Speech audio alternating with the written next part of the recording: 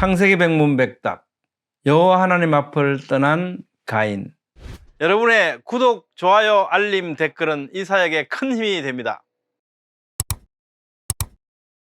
안녕하세요, 김홍석입니다. 오늘은 여호와 하나님 앞을 떠난 가인에 대하여 살펴보겠습니다. 본문 말씀은 창세기 4장 16절로 17절 말씀입니다. 가인이 여호와 앞을 떠나서 에덴 동쪽 놋 땅에 거주하더니 아내와 동침하매 그가 임신하여 에녹을 낳은지라.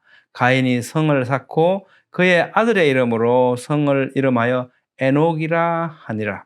가인이 여호와 앞을 떠나서 와예체, 이 단어가요 계속적 와우가 결합된 형태로 기록되어 있습니다. 가인이 15절에 여호와 하나님의 말씀을 듣고 곧바로 하나님 앞에 떠났다는 것을 의미하고 있습니다. 직역하면 여호와의 얼굴에서부터 즉시 떠나서라는 의미를 우리에게 전달해 주고 있습니다. 가인이 여호와 앞을 떠나서 에덴 동쪽 놋 땅에 거주하더니, 아담은 선악과 사건으로 인해서 에덴 동산의 동쪽으로 추방을 당했지 않습니까? 그래서 아담과 함께 가인은 거기서 농사를 하면서 살다가 이제 그 땅으로부터 더욱 더 먼 동쪽, 그죠? 더욱 더 먼 동쪽으로 가서 이제 추방을 당해서 거기서 살게 됩니다. 에덴 동산의 동쪽으로 추방당하고 거기로부터 더 먼 동쪽으로 추방당하는 이런 모습은 점증되어가는 죄의 결과를 우리에게 보여줍니다. 아담과 하와와 뱀은요, 하나님께서 그들에게 벌을 선고하셨을 때 불만을 드러낸 모습은 성경에 기록되어 있지 않습니다. 그런데 가인은 하나님께 거짓말을 하고도 또 자신이 너무 가혹하게 처벌받고 있다는 듯이 막 항의를 하고 있는 것처럼 보입니다. 여기서 우리는 단지 죄의 반복을 넘어서 죄가 더욱 자라고 있음을 발견하게 됩니다. 그래야 죄가 사람과 하나님을 분리시키고 가인의 죄는 점점 더 하나님과 멀어지게 하고 있음을 보여줍니다. 그는 당시 친인척으로 구성된 사회에서 추방당해서 가족과의 모든 관계와 특히 여호와 하나님 앞을 떠나게 되었지 않습니까? 뿐만 아니라 그는 농사를 지으면서 살아왔던 그 땅으로부터 농사를 지어도 그 땅은 더 이상 소출을 내주지 않는 거죠. 그래서 그 땅을 떠날 수밖에 없게 되었고요, 돌아올 수도 없게 되었던 것으로 보입니다. 그래서 일단은 자신과 함께 했던 가족들끼리만 독립적으로 살게 되었습니다. 에덴 동쪽 놋 땅에 거주하더니, 노드, 이것은 도망하다, 떠돌다, 탄식하다 등으로 번역된 누드에서 유래한 지명입니다. 이런 지명은 아마도 가인이 거기에 살면서 붙여진 이름일 겁니다. 가인이 추방당해서 방황한 땅, 기쁨이 없는 탄식의 삶을 살게 된 땅이기 때문에 붙여진 이름이 바로 놋이라는 이름일 겁니다. 이러한 뜻을 지닌 노드라는 이름은요, 에덴이라는 이름과 대조되죠. 에덴은 화려하다, 좋다라는 의미를 지니고 있습니다. 에덴에서 놋으로 추방당해 살게 된 사실을 통해서 죄가 불행의 원천임을 보여주고 있습니다. 나아가서 누구라도요, 하나님의 은혜가 아니면, 그리스도의 대속의 은혜가 아니면 영원히 놋으로 추방당할 수밖에 없죠. 이는 최후의 심판에서 믿지 않는 자들이 들어갈 영원한 불못을 떠올리게 해줍니다. 아내와 동침하며 그가 임신하여, 아내 이시토, 이것은 직역하면 그의 여자인데요, 가인은 아마도 틀림없이 자신의 누이와 결혼했을 수밖에 없겠죠. 아마 당시에는 유전자가 지금과 같이 손상된 상태가 아니고 거의 완벽한 상태였기 때문에 근친 결혼을 해도 장애가 발생하지 않았던 것으로 풀이가 됩니다. 그러나 출애굽 후에는 근친 결혼을 하나님께서 금하셨죠. 현대적 의미로 본다면 근친 결혼은 특히 중세 이후 유럽 왕가에서 많은 문제를 일으켰다는 것을 우리는 알고 있습니다. 그것은 점점 손상되어 온 유전자 때문인 것으로 풀이됩니다.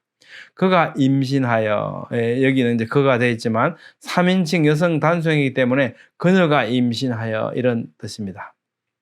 그가 임신하여 에녹을 낳은지라. 에녹 하노크거든요. 하노크.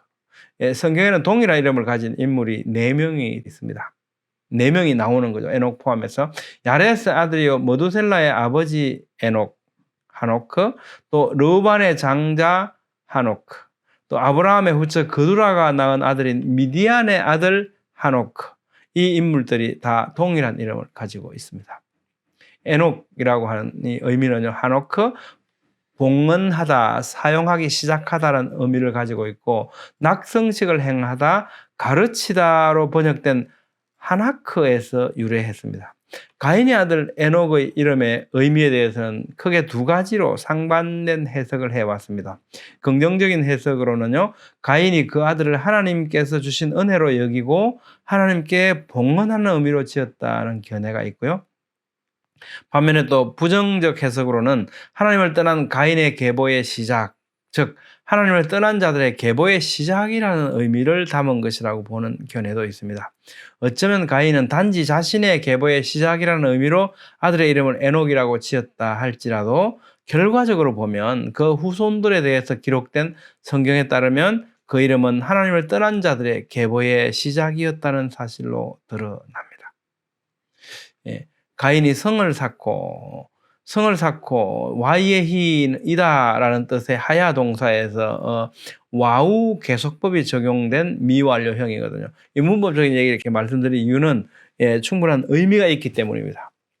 오네는 주로 건축과 관련해서 많이 사용되는 단어로서 세밀한 계획을 세우고 차근차근 건설해 감을 의미하는 빠나의 분사형입니다. 이런 문법적인 형태가 우리에게 전해주는 의미가 무엇이냐 하면요, 미완료형 와예히는 성을 완성한 것이 아니라 계속 쌓아가고 있었다는 것을 나타내 준다는 겁니다. 그래서 이 형태가 우리에게 의미 있는 겁니다. 가인이 성을 쌓은 것은 범죄한 이후 생겨난 공포심 때문이었을 것으로 우리는 추측할 수 있습니다. 가인은 하나님께서 표를 주셨음에도 불구하고 이를 완전히 믿지 못하고 불안해하고 스스로 자신을 지키고 정착하고 싶어 했던 것 같죠. 그럼에도 불구하고 땅에서 피하며 유리하는 자로 살게 되었기 때문에 성을 완성하지 못한 채 계속 쌓았다는 것을 이 미완료형 와예히가 우리에게 전해주고 있는 겁니다. 그의 아들의 이름으로 성을 이름하여 에녹이라 하니라. 가인은 왜 자신이 쌓은 성의 이름을 자신의 이름 대신에 아들의 이름으로 불렀을까? 가인은 정착을 원해서 성을 쌓았으나 너는 땅에서 피하며 유리하는 자가 되리라고 하신 말씀에 따라서 정작 그는 성에 정착할 수 없었기 때문에 붙여진 이름일 수도 있겠죠.